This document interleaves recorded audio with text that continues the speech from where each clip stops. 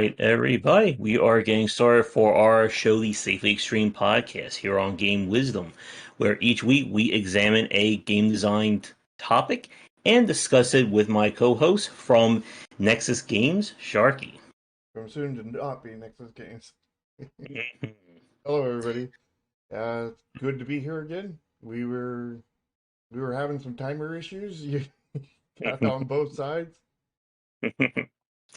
But for this week, we are beginning, I guess, a mini topic or a mini category in our What is a Game series, as we are going to be focusing on the RPG genre with three very specific genre, I guess, categories.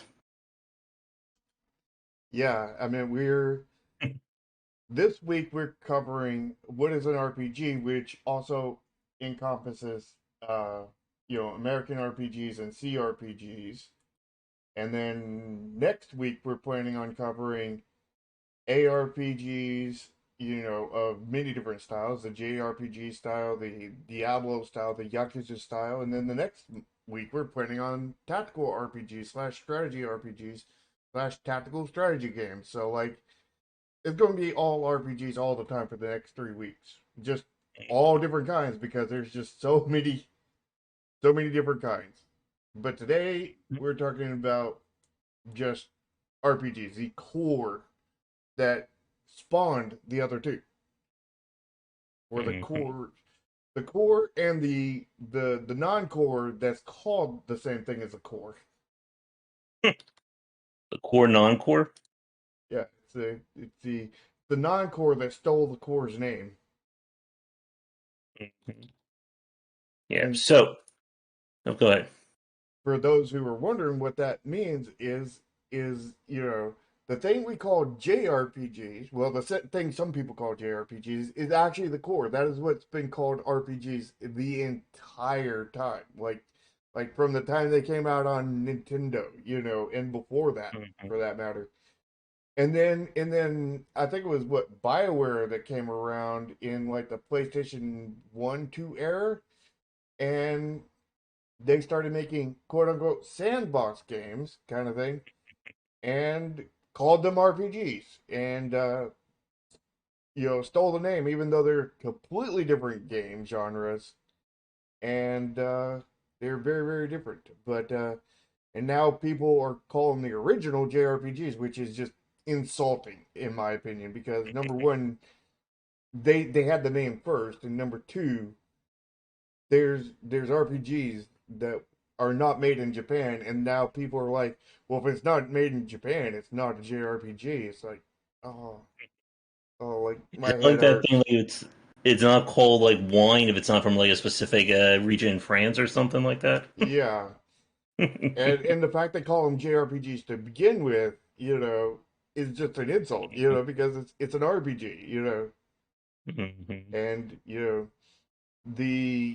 technically, Skyrim and, Oblivion and all those other games kind of thing that call themselves RPG are actually a unnamed genre.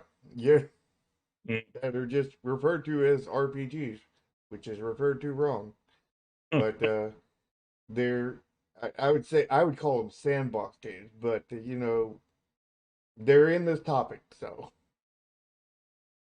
And there is certainly a lot, and that's why it's broken down to or breaking down to three different shows. Mhm. Because one of the big things that happened with the genre, especially in the late 2000s, early 2010s, was just this kind of like full-on integration of RPG mechanics into a variety of games. You Mhm. know, Char was a big fan of RPGs like Call of Duty, Battlefield, Forza, I think is an RPG now, right? Yeah, because like almost after the I guess you call it the RPG Renaissance kind of thing, Mm-hmm. when there was more RPGs than there is isekais in today's anime world. um, After that, everybody started adopting, RPG elements into their game kind of thing. They didn't become RPGs, but everybody started adopting RPG elements into it, and then nobody made hardly any RPGs after that point, and that's when that's also when Skyrim and all those games started picking up. So like, And I mean, the genre didn't die, but it definitely you know went into recession, at least of the games that were being made in it, not mhm, necessarily the fan base. I mean, the fan base has sort of gone into recession because of default, because there isn't any games for it, hardly. There's very few actual RPGs being made mhm. now, Yeah, and that's and truly sad because that's my favorite genre. mhm. Yep, the RPG genre, like Shark said, when we look at kind of like its major like roots in the late '80s into kind of the early to mid '90s, it was basically defined by what a lot of people call today JRPGs. The Final Fantasies, Dragon Quest, Breath of Fire, the slew of all kinds of experimental games. Again, like this was the era of Squaresoft and Enix, not to be confused with Square Enix. Yeah, because Square Enix makes American RPGs or sandbox games and stuff.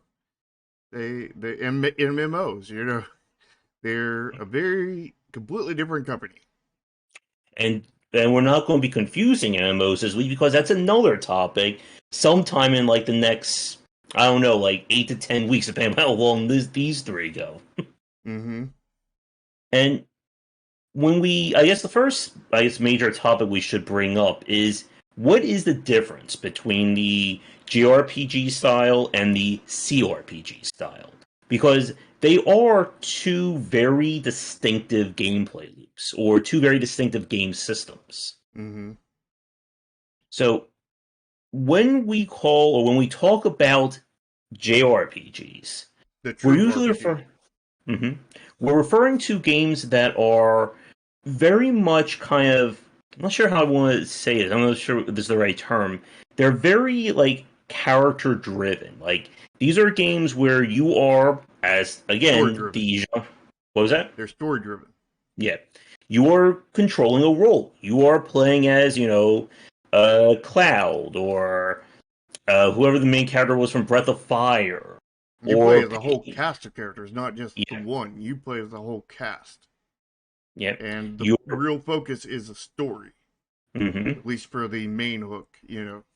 Hmm.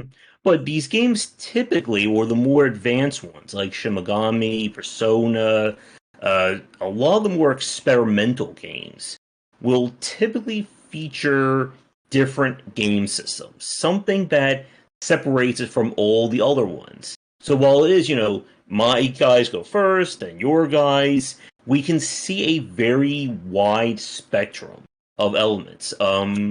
Yeah, like What's the series? everybody thinks that, every Final Fantasy is the exact same gameplay with a different story. And that could not be farther from the truth. Like there's more Hmm. difference between like Final Fantasy 6 and or let's say there's more difference between Final Fantasy 7 and Final Fantasy 8 than there is from any Call of Duty to any Call of Duty. Like you Yeah. could find the most two far apart ones and there's Hmm. probably about 40 times more difference between them. What is the series where you can kind of like affect the turn? So if you hit the enemy, you push them back on the turn meter. Was that Grandia? That well, Final Fantasy 10 did that. Hmm. Grandia might have done it too. I don't know. I've never played Grandia, but I know Final Fantasy X had a speed system where if you based you had like turn orders based off of your speed, and then like there was moves that would delay opponents as well as moves that would speed you up. Of course, there were still moves that would speed you up in others like haste and stuff, but that was more general rather than Hmm. very specific with what Final Fantasy X had. Hmm. And when we look at kind of the again like the JRPG style, these games again are very lengthy. Expect in the golden age expect to spend what like 60 to 80 hours depending upon the game itself. Well, most And most RPGs were 40 hours for the base story, and then if you mhm, wanted to 100% the game, mhm, 40 hours was the standard, and then like the 100%ing was somewhere between like normally 100 and like 500 hours. mhm. But And there were a lot of them. yeah, And like I said, like the thing about what we call JRPGs, and we'll just to make it easier for the distinction, we'll just refer to them as JRPGs for our cast here, is that it's about both the story and learning the individual systems. Like Shark said, like you could play Final Fantasy VI, you could play Super Mario RPG, you could play Shin Megami Tensei, and get three completely different takes on RPG gameplay. yeah. Even if they all had the same story and the Mm-hmm. same art and the same a lot of things, if you just took the mechanics kind of thing, they are vastly mechanically different. Yeah, and don't forget something like Pokemon as well. Mm-hmm. And this is Although what all pretty much all the Pokemon are the same, oh yeah, but but Pokemon they is add a a little bit more franchise. each time rather than, well, I meant Final Fantasy is a franchise, but Mm-hmm. they change it up every time. Where the Pokemon does not change it up; they just add more. They just build Mm-hmm. upon it. And I mean, Yep. like Trails in the Sky does the same thing, but I think that it does get changed up when you go to like Trails of Zero and Trails of Code Steel, but that's not an RPG. That's a I would almost classify that as a tactical RPG. At least the Trails in the Sky one, anyway. Unsure about the others. To Mike's question, are text adventures pre-RPGs? Is he? I'm assuming he's referring to stuff like Zork and kind of like the first generation of the adventure genre. I don't know if I would consider them RPGs. Would you? I don't know. I haven't ever played them, Yeah, but I'm not quite sure. so originally, where RPGs were born from is they were actually, you know, basically the Japanese are the ones that created the genre, and basically the Japanese scene D&D, they really liked Hmm. it, and they were like, how can we do this but really really different and in our own ways and in a video game? And that's how RPGs was born, kind of thing. Later when we talk about the American RPGs kind of thing, the CRPGs and stuff like that, Elder Scrolls and all that stuff, those are also based off of D&D, but in a completely entirely different way. Hmm. And that's when we get into what a lot of people consider to be the CRPG side, where these games, it's not so much about like predefined characters for the most part. It's more heavily based on tabletop rules. So you are literally creating your own character. And then that character is going to be used to define, how the story goes. And the story Except for will there's not all much story. the elements that are there will typically respond to how you behave. Who do you take? Who do you kill? Do you give the money to the orphan, or do you sell the orphan's dog to buy candy? The game will, of course, remember that. Mm-hmm. And Just like Telltale. typically, mhm. And the thing about CRPG design is that it's often, I think, flatter than what we consider to be JRPG. Like, there's not as many unique systems to it compared to what we see with diversity in the JRPG side. Yeah, like when you're talking about CRPGs, to me personally, they feel very flat and very hollow kind of thing because they're going for where RPGs went for traditional RPGs, true RPGs went for how can we take D&D and go completely different in our own way kind of thing and Hmm. build it specifically for a video game where CRPGs went, how can we do exactly D&D, but leave out the most important role, a dungeon master? Because like if you play a game of D&D and there's no dungeon master, then you're just going around killing each other and doing whatever the heck you want and just Which just incidentally, wasn't that the whole story of Neverwinter Nights? Oh no, Icewind Dale. Wasn't that just probably like you're just going out and killing things in a dungeon? probably And you're just going around doing whatever you want because there's no GM to actually construct a story, mhm, no real interpersonal relationships other than stuff you decide to do on your own, and mhm. it's like a D&D game without a GM, and that's just And like half of that's not even half of the game. That's like a third or a quarter of the game. Like I just feel like it's really missing. mhm. And the thing is, that was not done by accident. If you look at kind of like early interviews with like BioWare and I forget the other studio that worked on the Baldur's Gate. I'll see if I can look it up while I'm making this point. But what they were talking about was making an RPG that was more for non-RPG fans, the people who didn't read the entire D&D manual or doesn't have 3 to 4 friends and a whole tabletop to set things up. And the whole idea was, can we make an RPG that basically handles it all on the back end? And what happened was it worked. It blew up for a lot of those fans who were looking for an RPG. Oh, here it is, Black Isle Studios. And without all those elements to it. And then what we began to see with starting from kind of the explosion of BioWare in the late 90s was this adopting of more, like Shark says, more like sandbox, more open world style things. And of course, this is another area where the Elder Scrolls series blew up. And And don't forget Fable. oh yes, I I'm mixed about Fable. I thought there was a lot of potential in the first Fable game, but I think the problem, and when we get to the adventure genre in this series and we talk about Telltale, I think this issue will come up there.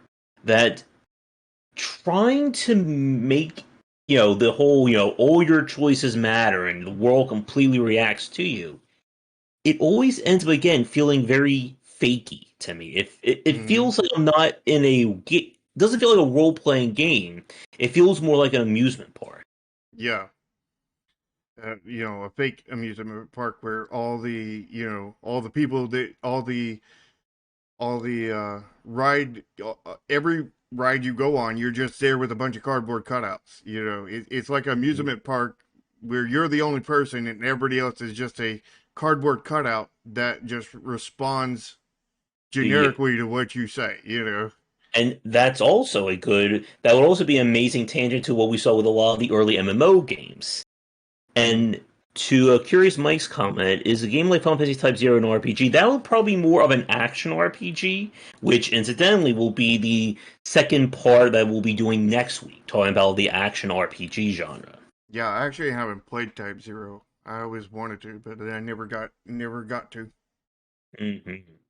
And the issue for me with a lot of these with a lot of that kind of CRPG style is that it feels like the experience is so, I guess, tailored to you that it hurts the story and the world in the process. Well, I would say there's no like overarching story really. It's just, interactions kind of thing. It's Hmm. it's they have the micro, but they don't have the macro. You know what I mean? Where Yeah, when you have your traditional RPGs, that some people call JRPGs, they, have both micro and micro. They have, macro. they have, the, the world's going to end, but at the same time, this person cannot find where they lost their keys at, you know. This person wants you to spend 20 minutes picking radishes in their farm for for a fancy sword, or the part of a fancy sword that will then come into play like in 20 hours. Yeah, or you have to, uh, you know, and it's it's again one of those things where the CRPGs just end up feeling hollow kind of thing because they're missing the main part. They have the small part, but they're missing the big overarching part. And you know, the reason why it's missing that is Hmm. because there's not much a way to actually do that in a game like that without restricting your choices. And it's Hmm. all about seems like choices in that game, but choices that don't really matter. I mean, they have consequences, but they don't matter. You know what I mean? Because it doesn't Or matter if you kill somebody or not. It's going to affect what happens, but it doesn't actually matter. You see what I'm saying? the only choices that really do matter are what you choose your character class to be, or what your initial perks are. Mm-hmm. And the problem, and this is something I remember Ralph Coster, who did the bad. It was either him or Jeff Vogue who talked about this. And the thing that they were saying that they hate is how a lot of CRPGs go, okay, I want you to find your entire build for the next 100 hours in the first 5 seconds of starting the game. Because Mm-hmm. you know how this game's going to play, right? You know every single thing. Yeah. And it drives me crazy in games like that because I don't know what the heck I'm doing in these games. Why are you making me choose game defining choices before the game has even loaded up? Like, I don't even know what the game looks like. And you're asking me to define what my entire character is going to be. Yeah. Whereas for a lot of JRPGs, they go, okay, you're going to start here on the skill tree or, whatever your character is. And then we're going to unlock different choices as the game goes on. So if you want to take a character and turn them into a summoner or to a buffer or warrior, mage, cleric, whatever, you will do that organically through the course of playing. It's Well, one of the things that not all JRPGs have that level of choice. yeah, Like when you're talking about based systems. when you're talking about like Final Fantasy VII, it doesn't really have that skill tree or anything like that. But you do have materias and being able to combo them, and you have to put Hmm. those on your weapon, whether the items are linked or anything. And there's a lot of variability in there in changing how your build is, but it's Yeah. not actually changing the build of the character. It's changing the build of things that affect the character in Yeah. a massive way.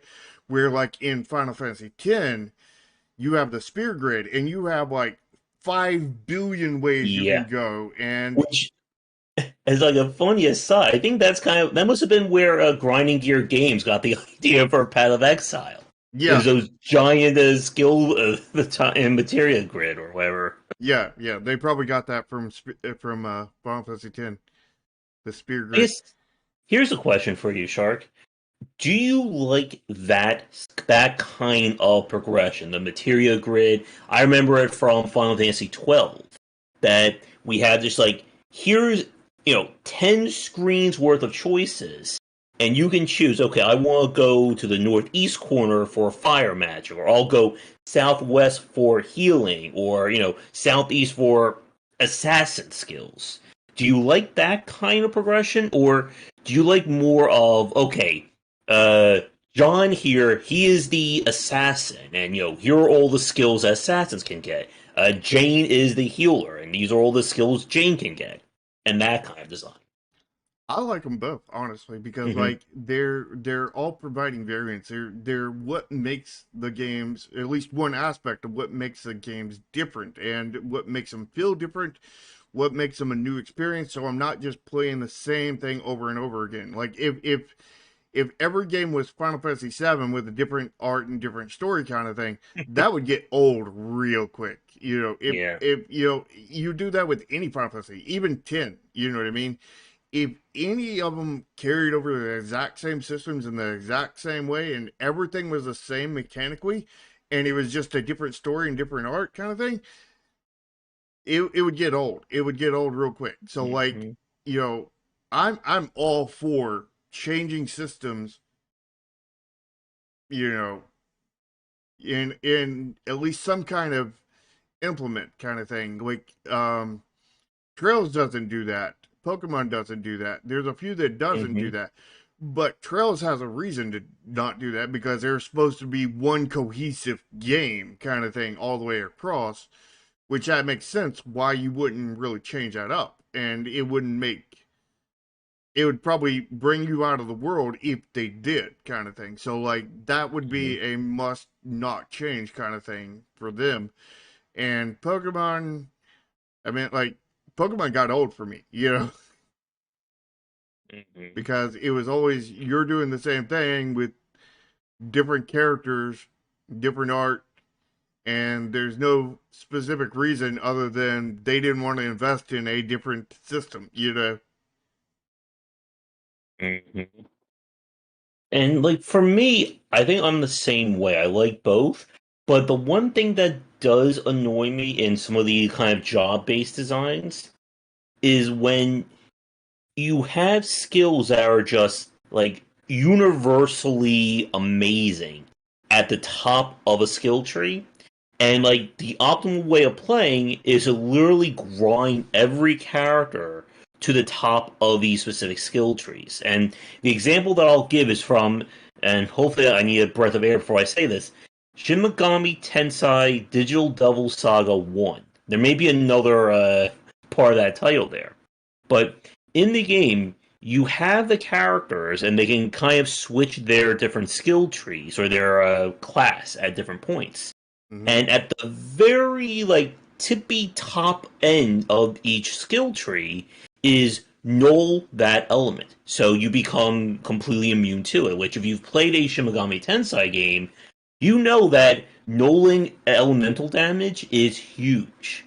So what I had to do though for the final fight was I spent probably an extra like 2 to 3 hours of grinding the end game encounters so that every one of my three main characters basically nulled as many elements as I could, and it just made that fight ridiculously easy. And of Yeah. course, again, I know somebody will say, well, you didn't have to do that. But as anyone who's played these kinds of RPGs know, well, half the fun is the story, the other half is breaking the game's systems using the tools they give you. Yeah. That's the one system I don't like is not necessarily exactly what you said, but the basis of what you said. And that's the job system to Mm-hmm. where, you have these restricted bubbles, but then you can change from different restricted bubbles. You know, I don't care for that. Like either give Mm-hmm. me a set just bubble kind of thing and it's just locked to that, or give me just a free roaming. I don't like the semi-restrictive. I prefer totally restrictive or totally free. But the semi-restrictive kind of thing where you're restricted, but then you can swap kind of thing to a different restricted kind of thing. Just that just gets really grindy and really messy kind of thing. Where Mm-hmm. when you have the you can go anywhere kind of thing, it's like it gives you all the same benefits of that, but it's you get to pick what you want kind of thing. You can go and fill out the whole entire spear grid Mm-hmm. in Final Fantasy X, but you could also just go and get like certain aspects that are close to each other kind of thing and be happy with that kind of thing. And like it's it's more freeing kind of thing, and the totally restricted is more freeing too because it's like I just need to max out this and then I'm done kind of thing, and then like every character has their own, and that's more freeing in its restriction kind of thing where the semi-restrictive kind of thing just is it feels like it makes you want have to do every single one of them all the way to max, so it just feels really bad to me personally. Yeah, like I remember, what was it? Well, this is semi off topic, but in the Tactics Ogre game for the PSP, that they did that very same thing with, every character can spec into every class or every job, but you have like those, anyone who's played these kinds of RPGs know that if you can like max out a job where you get to a certain point, you get a permanent passive that you can attach to another job. So Mm-hmm. of course, the high level play is we're going to spend 5 to 10 hours, let everybody do everything to get every passive, and then create the ultimate warrior. And the problem with this is that there's that you don't have to do it, but that temptation is always there. It's that same thing with the hoarder syndrome, and like the whole hoarding syndrome in video games has pretty much originated from the RPG genre. I can't use my all party full heal recover all mana skill now because what if I need it 15 hours down the line? Yeah. And then I end up playing the entire game without using a single item through the entire game. Oh yes. Which is the Um. reason why in my tactical RPG that I made, in 2018, released in 2018, uh, I didn't include an item system. And I Mhm. did research into the item systems, and and what I discovered is item systems are really hollow for the most part, when you're talking about this kind of thing. Because when you look at them, they consist of three things. They consist of, different mana potions of different levels, different health potions of different levels, which I mean a Phoenix Mhm. Down would technically be a health potion kind of thing. And like basically key items and useless items, ingredients kind of thing, just stuff that isn't strictly gameplay kind of thing. And that's it, so like random crap, health potions and mana potions, and that is it. And I was like, holy crap. Is that all there is? All these games with like hundreds and hundreds of items kind of thing. And that's all it is across all the games. Like I did research into this and I was like, what? That's crazy. How can that even be, that way? But it is. Mhm. So, when I was researching to do my remake kind of thing, I was wanting to put an item system in there. I was wanting to sort of put an item system in the first one, but I couldn't get any ideas for something that wasn't health potions and mana potions, which I know Mhm. why now. But Yep. the when I was doing that, I went and I was there are buffs and debuffs, but most of the times those are spells and not items. I think a few games put those as items, kind of thing, but very, very few. Mhm. But like, I wouldn't, I was like, well, what can I do to actually create some unique items? So, like, now I have a bunch of really unique items for the remake when we go to that, that is going to really change, what the things is. Well, cures for debuffs is technically healing, so that would be technically a healing potion of a different sort. That would just be a different type of healing potion. Mhm. Yeah, and the thing about like to form something about buffs and debuffs and cures and stuff like that. One of the issues I think with the rigid nature of JRPG design has been again the more choices you give the player, and this could also be true of CRPGs, the more the game has to accommodate them. And when the game doesn't, it always feels like there's an issue with that design. Like if you remember from the original Final Fantasy, they give you all manner of debuffs. You have, I think, poison, slow, stone. Uh, I think there's something that raises attack or raises speed, lower speed. Mm-hmm. And then you get to the boss fights, and they are completely immune to everything. So if you build your party as a full debuff squad, guess what? You're screwed because you can't use any of them on them. Yep. And I've always hated that. Yeah, I The kind of go ahead. the reason why they do it is to keep the bosses from being a pushover, Yeah. but at the same time, they shouldn't be. putting systems in there that makes the bosses a pushover kind of thing. They should be Mm-hmm. putting systems in there that still, will give you different tools, but do not make them a pushover. And that may be Mm-hmm. the fact that they made the debuffs too powerful. Yeah. Which, Um. would, but like if you made it less powerful, then it would be pretty useless for common enemies at that point, and then like necessity for the bosses kind of thing, and you just have this issue there, and a different solution, probably a better solution, would be have it where like certain bosses have like certain strengths and certain weaknesses to where they're, like, you have a golem boss or something, and the golem boss is of course immune to being turned to stone because he's already stone. He's Mm-hmm. immune to sleep because he's not even alive. Yeah. The thing that I liked about the Shin Megami Tensei games is that they basically say you can use every debuff on every boss, and we hope you do that, or you're going to be in deep trouble. In Persona, what was it? 4. I remember for the true optional final super difficult boss fight, my whole strategy was I just put the lower accuracy debuff at the highest level on her every other turn. And even though she was hitting a character with his weakness, it never hit him, but she kept missing. Mm, And I just beat the final boss that way. yeah, they made it where the debuffs were required, or that other way, which I don't think is the best way, but I think it's better than just making them immune to everything. Where I I think know. I think selective immuneness would be probably the better route.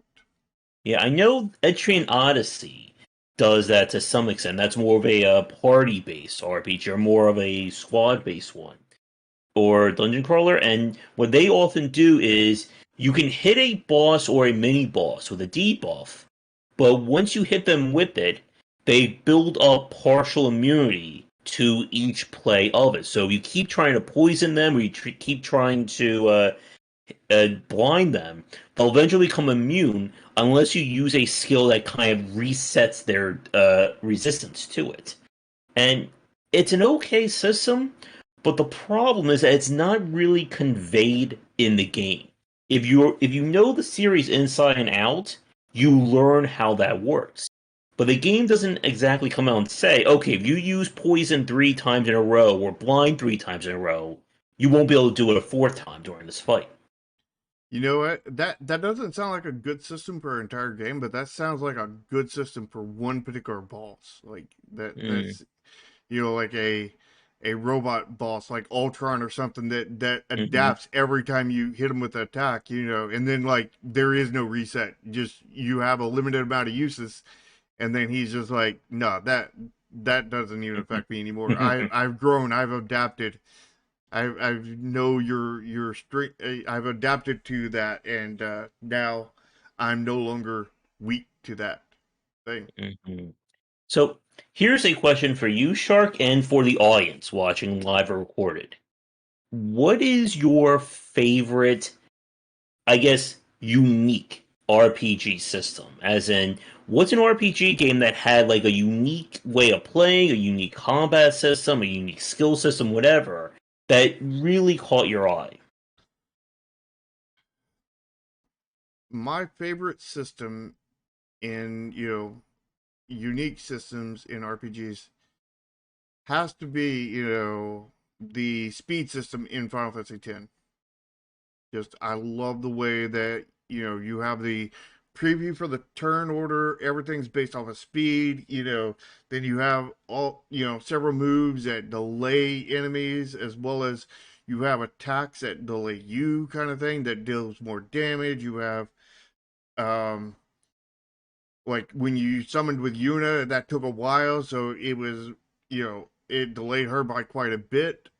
But like when you could use like delay hit, which you typically got on Titus right at the near the start kind of thing, because he started over in that area and on the spear grid, and like you could take him and just like that guy's about to attack, hit him with this delay hit, and now he's moved like three slots back, and now we're going to be able to kill him before he gets his attack off, or Titus's quick hit where he was able to, again, you could get that in anybody on the spear grid, but Titus started in that area where you could hit really quickly and just get another turn just like that. It was just, bam, bam, bam. It was the sort of like quick attack in Pokemon, but, actually quick, unlike Pokemon. Where Pokemon has the same amount of turns kind of thing. It was like a real quick attack. But like the time manipulation in there. And I know there was another game that did something similar to that. I forget the name of it. It was that really beautiful looking pixel art game that we did billboarding in a 3D environment. Star Renegades. Yeah, Hmm. that game had its own issues that I didn't like, Hmm. but it used a similar uh, Hmm. timing system kind of thing to, Final Fantasy X. I'm sure that was the inspiration for that timing system. Yeah. For me, I like Jaw systems too, Foreign. I think some of my favorites. I love The World Ends With You. Like everything about that design, how you can make battles harder or easier and get more rewards, adjustingly or accordingly, is a really great one. I still think the Resonance of Fate is probably one of my favorite combat systems just because of the sheer insanity of that one. It's a turn-based RPG where you have bullet time and gun fu that you have to use to kill bosses with. Hmm. Now, I have a question for you in chat. Hmm. So, what is your favorite mini game in RPGs? Because RPGs are known to have a lot of mini games, and Mm. I'll start it out. My favorite mini game would have to be in Final Fantasy IX, which is definitely one of my least favorite Final Fantasy games. But the mini games in that was just so on point, like just all of them, And I especially, yeah, triple triad too. Triple triad is, uh, I just, I think Never heard triple of it. triad is less of a mini game and more as a full game since I'm currently working on a triple triad based Never heard of full that game full before. What's it called? Neon Continuum. Just join the Discord and you can play it. Like triple triad is more of a full game, but like but it's not technically because like I'm making it, but the full game version of it. But like like I really did love the definitely really love Triple Triad, but I really love the that's the obvious answer. But the unobvious answer is I really love the mini games in Final Fantasy 9, with the especially the like hot and cold game with the chocobos. I really really enjoyed that. The I've always been a fan of like building towns or restoring castles and like having like the castle provide as like a backup for your characters. I think Suikoden may have done that at one point, or one of the Suikoden. mhm. Let's see, anything. I guess as another like aside of a favorite system of mine, though, I'm surprised no one else has done. Oh yeah, and Dark Cloud, yeah. I played Dark Cloud 2, but I never finished that one. But yeah, like I always like having that kind of town structure that you kind of supports the combat and the combat supports the town kind of thing. It's one Mhm. of the reasons why I loved Hinterland by That Tilde wouldn't really Mill. be a mini game. That would be a Yeah. secondary system. Some games do that. Although some games will have like a basic system of that. I think Bravely Default 1 had that. Where or it could have been Xenoblade, one of those two, where like the town will build up in the background. Then every time it unlocks more items for you to buy or more skills and I things like think that. Xenoblade Chronicles was like that, but not the Yeah. original Xenoblade. Which I love the original Xenoblade. Not so hot on the Xenoblade Chronicles. Yeah. And that's when we get into when we start talking about stuff like Xenoblade Chronicles, Final Fantasy 12, and even more contemporary examples like the Witcher series, for instance, that we begin to see kind of like that bleeding in of action elements into But RPG design. well, no, there's games that came before that, way Hmm. before that, and those are just action RPGs. Yeah. Because like, Star Ocean has always been an action RPG, and Star Ocean existed way back in the day. I Yeah. don't remember when the first Star Ocean was, but I remember my favorite Star Ocean to the End of Time, came out around the same time as Final Fantasy VII. And Hmm. but that was like, I don't know, probably like the sixth or seventh Star Ocean game. So like, and it's always been action RPG. So like that's been there probably since like, Nintendo days kind of thing. Like, so Hmm. like actions already, has blended in with the RPGs, forming the action RPGs for a very long time. And Final Fantasy 12 is less an action RPG and more of a single player MMO, Hmm. which I hate it. I hate it with a passion. Like if I could get a flamethrower and burn every copy of that game, it would make me feel better.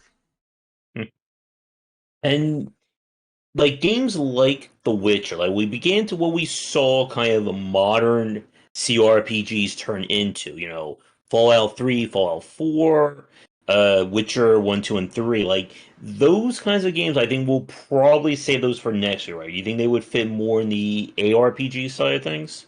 Which games was that again? Stuff like Fallout 3, Fallout 4, and The Witchers. The Witchers for sure. I'm unsure about the Fallouts. Like the Fallouts are like kind of like they're first person, like What you shoot and would you those attack. be? Those would probably fall more into the first person shooter side with RPG mechanics. Kind of hard to tell. Like that's where that weird split began in terms of like RPG design. When games began, the difference between a game that is an RPG versus one that just simply adopts those systems. Yeah, because that game is first person shooter first It and really is hard RPG to second. tell.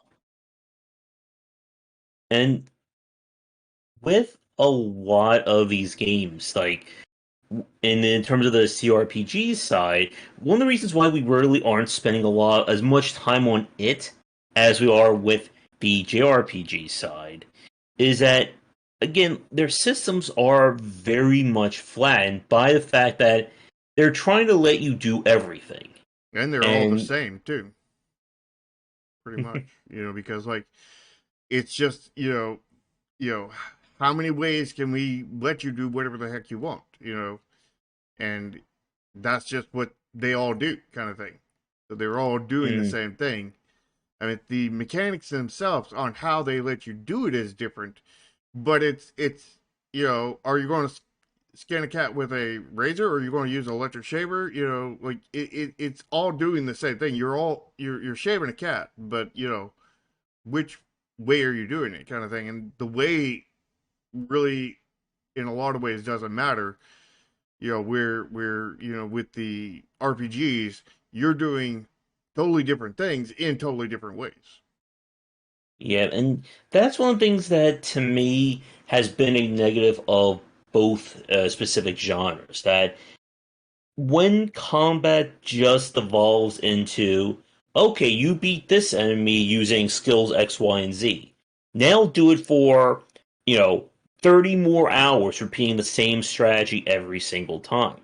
And Mm-hmm. this is why, for a lot of JRPG style games, it becomes more about the systems at that point. Figure out, okay, if I'm supposed to win like this, how can I break the game to make that completely easier? Or, how do I make the most optimized version of that strategy? You gotta love Final Fantasy X when you get trapped into the when you get captured and your Titus Riku, I think it's Titus Riku and Waka get thrown into the pool kind of thing, and then you've got to go fight the undead dragon kind of thing, and that boss is so hard. You fight. You're like, if I only had a summoner, if I only had Yuna with me, if I had anybody, like else that had the skills, to beat this guy, but I don't because I'm locked to those three characters, and that is boss is both probably one of the hardest bosses in the game to fight, as well as one of the easiest. Because all you've got to do is take a phoenix down, throw it on him, and he's instantly dead. Because he's got zombie, and you bring him back to life, and he dies. Like the train in Final Fantasy VI. Yeah, hmm And it's always great to have like those elements in there that lets you, circumvent the game or break these encounters in a way that it works in your favor. And we can see that it's again one of those reasons why like buffs and debuffs are oftentimes, reduced in terms of their effectiveness. Because if you can just, make the boss miss 100% of the time, well, there's your strategy for every fight. yep. And just to let you guys know, I was too much of an item hoarder to use a phoenix down, so I did things the hard way and beat the dragon straight up. That was the task because that thing was quite powerful. Yeah. But yeah, it is a when we talk about CRPG design, oftentimes the problem for me with these games is that once you've figured it all out, oftentimes the story just isn't strong enough to carry your interest in it. Yeah, we're you know the with the RPGs kind of thing, your traditional RPGs, they as you uh as you play, like the story keeps on hooking you to come forward, kind of thing. At least if they did a good job, which Final Fantasy 13 definitely did not do a good job. Their entire story is there's one plot twist. The bad guy's actually a good guy. You know everything you need to know. That's it. That's the entire story. Spoiler warning. We're like hmm with like every Final Fantasy made by Square Soft, not Square Enix, kind of thing. You know the like for example, if the good guy's actually the bad guy, kind of thing. That's just one small blip on like 15 different 15,000 different blips that you're going to encounter, kind of thing. I mean, you did encounter that like in Final Fantasy. I mean, you encountered that in Final Fantasy 10 because Jet. I'm not going to say anything more. Uh, you encountered that in Final Fantasy 4 because your main character, I think there's a couple others that you encountered that, but that was just one small aspect of those stories, not the entire story, which is what was in Final Fantasy 13 because the person who wrote Final Fantasy 13 couldn't write his way out of a paper bag. So I guess as another question, we've talked about, how many skills there should be in a game or you don't want to give the player everything and anything that they can build their characters around. So do you think there is like a hard limit in terms of just how many choices you can build a character around? Or you think it is really more it depends on the game itself? It depends on the game itself because if you build a game to have all these choices and builds, and then you build the game around that kind of thing, then if you balance properly, then the two are going to mesh well together and it's going to fit well together. Where if you just go all in on one side and the meshing doesn't happen, then yeah, you're going to break the game in some way. You're either going to break the game as a make the game way too easy to break, where if somebody takes the normal route, the game's going to be moderate, and then like if you try to break the game, it's going to be like the easiest thing you ever played, or Mhm. like impossibly hard to where if you don't break the game to the not nth degree kind of thing, Mhm. then you're completely screwed. You're never going to make it anywhere. kind of thing. And, Yeah. you got to have things meshing together. So, like, the Mhm. meshing together is the important part, not too much, too little kind of thing. Yeah. So here's like speaking about that. Here's another question for you and for the chat. When it comes to defining classes or skills, whether it's a CRPG or JRPG, do you prefer games where character skills are very much rigid, as in, okay, this character will only get healing skills and nothing else. This character will get all your backstab skills and nothing else. So that if you're going to build a team, you must take this one healing character or you're screwed. Or do you prefer like having these skills kind of be more mixed in? So let's say the warrior may have a self heal, or the archer may be able to provide a smaller heal for the party. So you're not always required to take, class X, Y, and Z. Well, I think requiring that would be bad, but Mm-hmm. I do like it both ways because Final Fantasy VII does it the restrictive way to where, Mm-hmm. Eris is your healer, and but you're not required to take her at any point except for on specific story missions where she is required, kind of thing. Mm-hmm. And but at the same time, you have heal materia that you can pop onto anybody and turn them into healing through the materia, kind of thing. So there's ways to overcome it if you need it, kind of thing. But at the same time, you can go through fights with no healing and still win, even boss fights, kind of thing. Not Mm-hmm. necessarily all fights, but there's many of them because like there's some bosses in there that if you heal at all, the boss is going to screw you over completely. The strategy is do not heal. Healing is the last thing you want to do during this boss fight. So you absolutely want to avoid healing like the plague.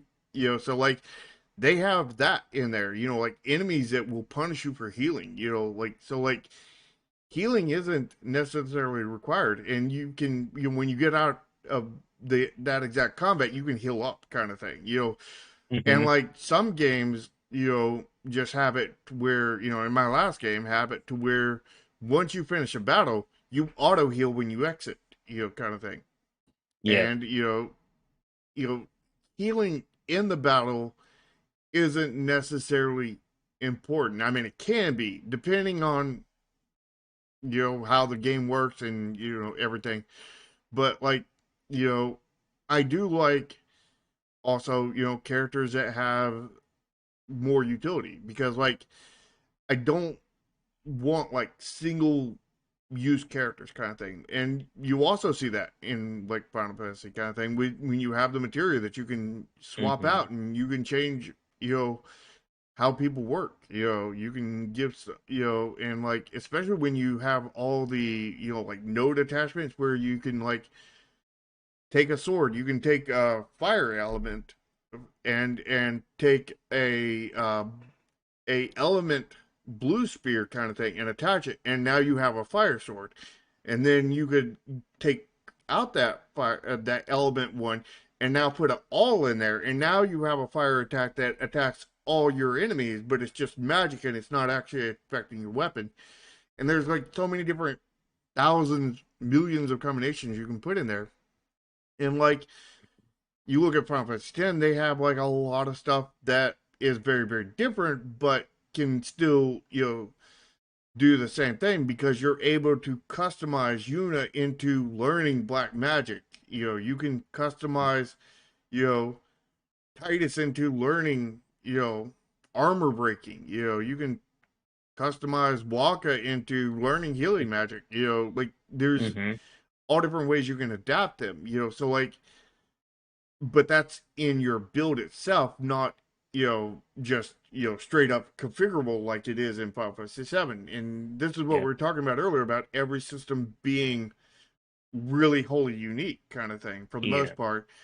And having some kind of utility in your characters, is a good way. But there's also points where you don't want utility kind of thing.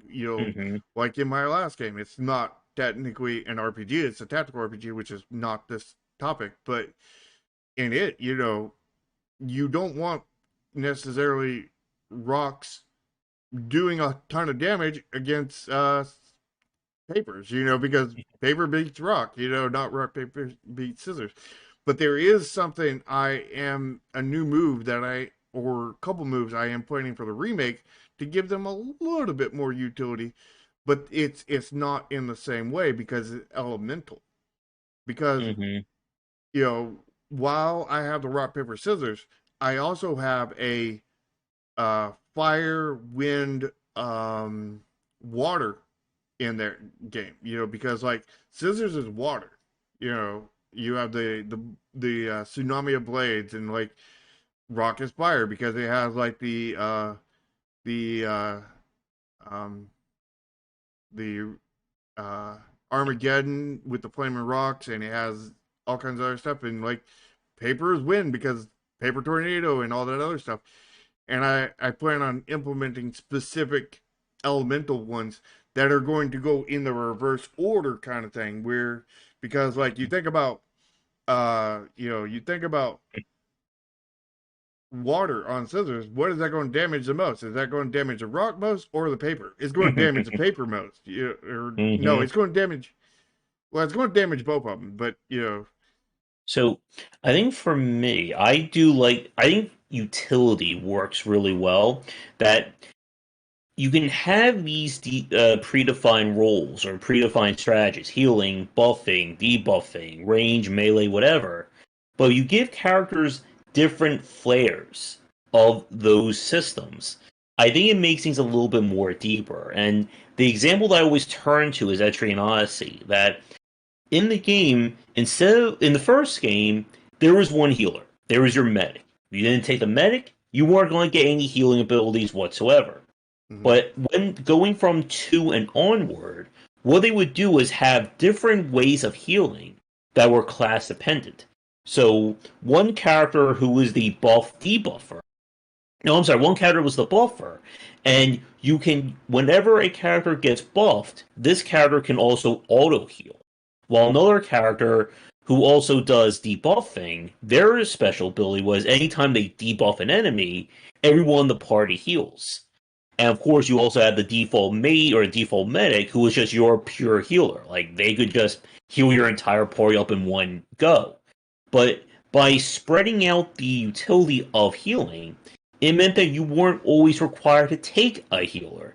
Or because characters could have different elemental abilities, you didn't always need to take the mage class.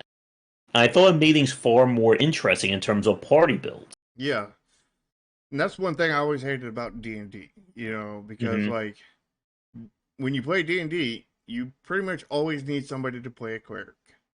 And cleric is like the most boring thing you can possibly play because you can't Hmm. do pretty much anything Except heal. but heal.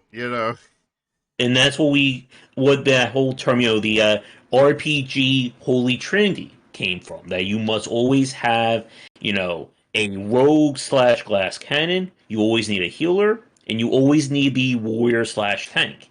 And if you don't have all three of those points in your party, you're screwed. Mm-hmm. And I think we have seen games kind of get away from that, at least in the past, like, I would say in the past decade, maybe even more than that, of trying to do their own thing or trying to be a little bit different. Now, But you uh, can be set and still have the mhm, utility at the same time mhm, because like it's you can have set characters with utility in other ways you can customize them. You can also have, you know, mhm, a build system where you can spread into multiple areas kind of thing, the freeform kind of thing. There's many different ways to add utility while still having set characters, you know what I mean, yeah, and set roles. And it's not necessarily utility straight built in, but rather, you know flat built in, but then you can add the utility based off of what you do and mhm, how you configure things. yeah. Player So I'd strategy. say as a time check, we are over an hour. into the discussion. So, Did you find it boring, Ford? I was is often there the cleric, and I hated it. is there anything else regarding JRPGs or CRPGs that we haven't touched on? Uh,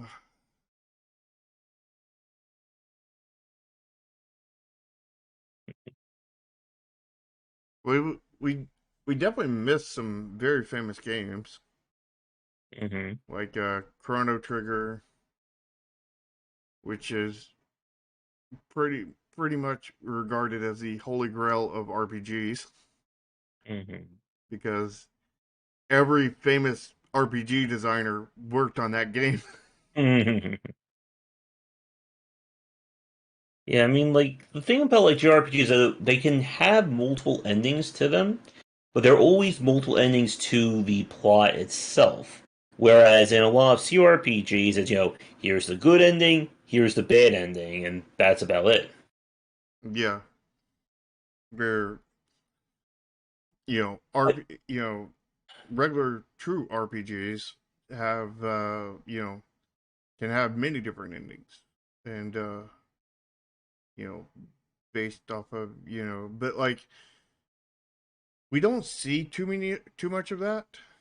I mean, Hmm. we see more of that in tactical RPGs than we do you know regular RPGs Hmm. because like series like Disgaea, My Game Hmm. Chromasia, um Final Fantasy Tactics, and like several other games like really have a lot in that. But like the when you talk about traditional RPGs, there's not too many that really take advantage of it.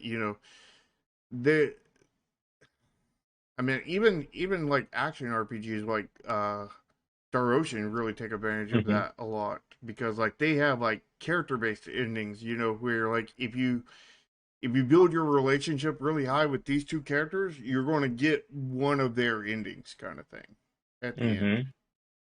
And I think speaking about games like Star Ocean and kind of like the settings, one of the things that I think I've always wanted to see more of, and it's always been harder to do, is more contemporary or modern style RPG. Stuff like Earthbound, what was it? We could maybe argue something like Undertale in that respect, as opposed to just either pure fantasy or pure science fiction, that kind of thing. Mm-hmm. But again, it becomes a lot more challenging because of the fact that you're trying to, again, with RPG design. Oh yeah, and of course Yakuza like a Dragon was fantastic. Is Which that will be becomes coming up hard? in a future topic. Yeah, it becomes hard to, I guess, get everything working. Again, the brilliance of Yakuza is that the main character just thinks he's in an RPG, and therefore he's in an RPG. So if Yep. I think I'm in a Souls like, does that mean my life is a Souls like? I mean, you never get good, Mm-hmm. so And you you gotta go you the are in a masochistic Souls route. like. There we go. And yeah, Yakuza will be a big uh focus point in the next topic. When we talk about more action-based RPGs. Yep. So I think with that, I guess to wrap things up from my point of view, and then I'll throw over to Shark, that when we look at kind of how much the original RPGs have evolved from JRPG to CRPG to where they're at now, it's really about figuring out the kinds of systems you want in your game, and then the best ways to expand on that. Now, what's a very interesting kind of change is that, again, as we talked about before, most RPGs in the 90s and early 2000s were 60 to 80 hours, maybe 40 to 60 hours minimum, just to see through things with the pacing and all that. And I think today, a lot of developers have shied away from that. That people, I think a lot of people don't want to spend 100 plus hours in a single game. Well, I mean, Unless, of course. 40 hours was the standard, and Mhm. it, 40 hours is still pretty standard, but we're getting away from that in some of the regards, kind of thing. Mm-hmm. Like the Trail series is cutting it down to like 30, 25 hours, kind of thing. Mm-hmm. You know, a Yeah. lot of indie games are cutting it down. You know, like when I was making Chromasia, kind of thing. Like I was so afraid that there wasn't going to be 40 hours of content. I was like, am I going to get roasted alive for not being long enough? You know, I was afraid of that, honestly. And then Yeah. turns out that, shorter's better, today's market.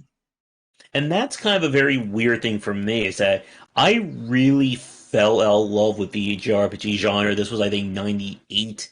No, I think Final Fantasy 9. Like, when I was playing that game, I just hit this point. I was like, I don't ever want to play another random battle ever again in an RPG. I kind of completely stopped playing them for, I think, a good, like, 6, 7 years.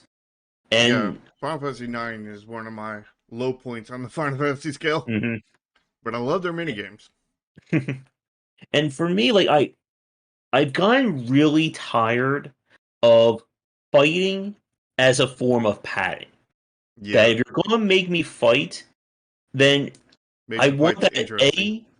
yeah, make it interesting, make it impactful, and give me accurate rewards for it. Don't tell me, okay, you won this fight, you must now fight 600 more times, and then you'll get the level up, or then you'll get the skill that'll make things better. Hmm. And Yeah, it's one of the reasons why, like, a lot of like the quote unquote like mobile RPGs that I find like grow a little bit, or I find I grow tired of them. I love setting up party dynamics and building them out like that, but then you tell me, oh, you don't have the right SSR or 5-star character, so either spend money or grind your scrubs for the next 10 hours, and then you'll be able to do this. yep. And And they have psychological in there, but that's a different topic. oh yes. And for the CRPG side for me, again, I think the lack of interesting systems just kind of does that genre in for me. That I'll play a Skyrim or I'll play a Fallout, I'll go, 20 minutes and now I'm like, okay, this is great and all, and that's it. That is the complete extent of that gameplay loop. And I often don't find the story engaging enough to drive another 30, 40, 50 hours of exploration. Yeah.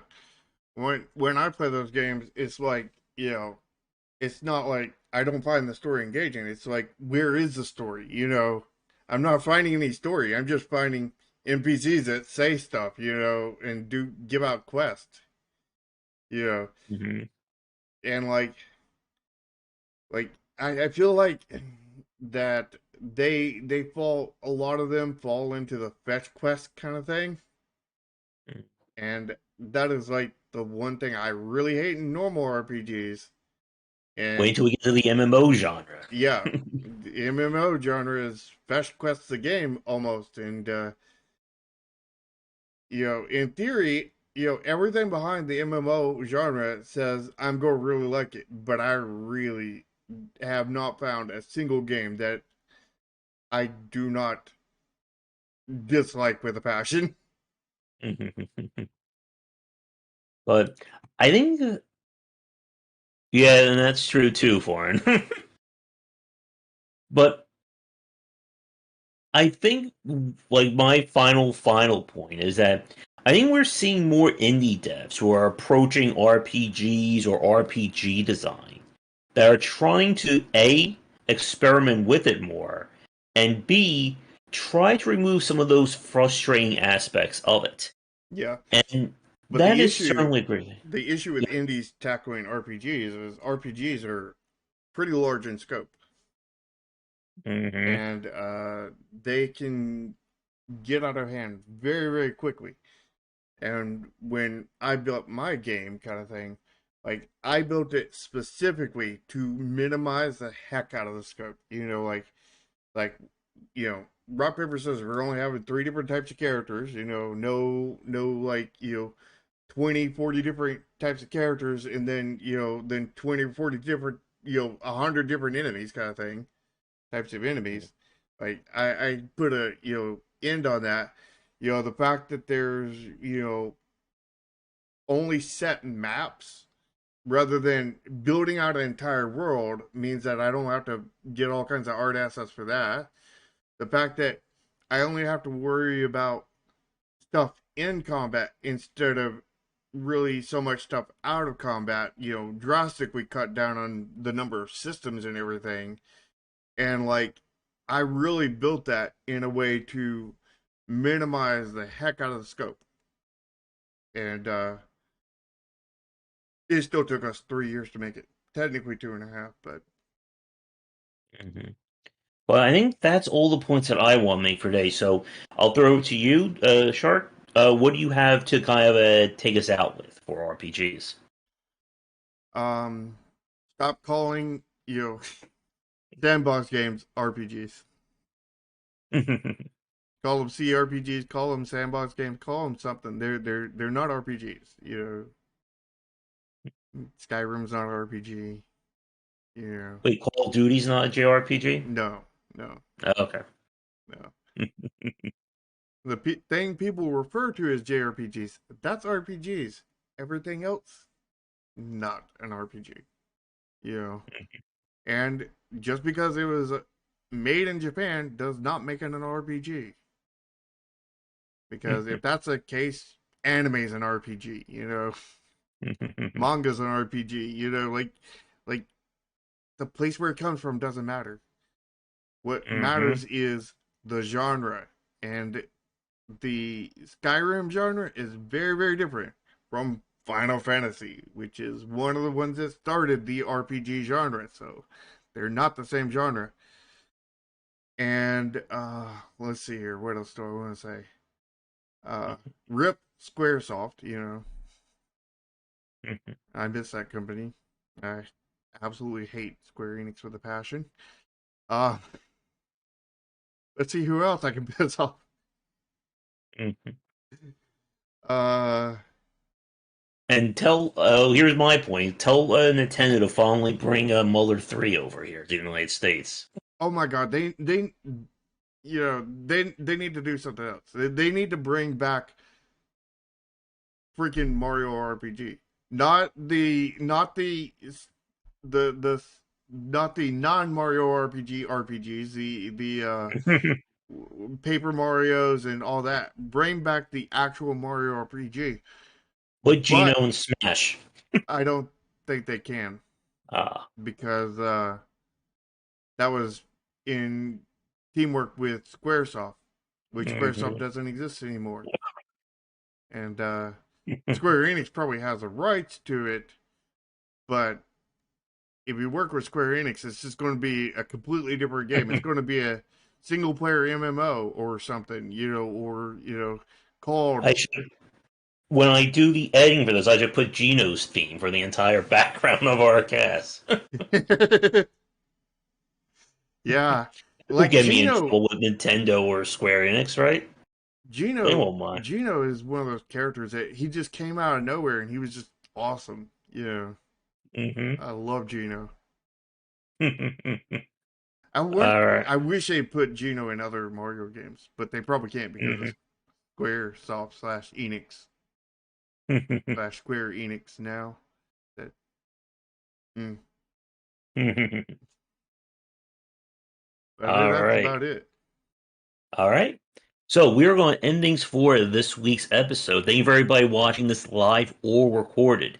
Be sure to tune in for our next episode where we're going to be focusing on the action RPG genre with all the Diablos, Yakuzas, Witchers, and more that Our go with oceans.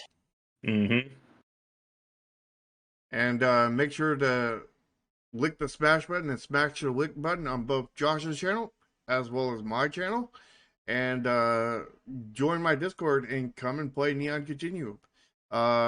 Links to mine and Josh's Discord, mine and Josh's channel, all of our Twitters, all that stuff is down in the description of both of our videos, as well as in my video. I'm unsure about Josh's. There's a link to the previous cast. How late are you? Mm-hmm. You are You're very you're late. you're about what 30 seconds before the end. Mm-hmm. You're the JRPG protagonist late, getting to fight the final boss after doing everything else. No, we already beat the final boss. This is just the credits rolling. Yeah.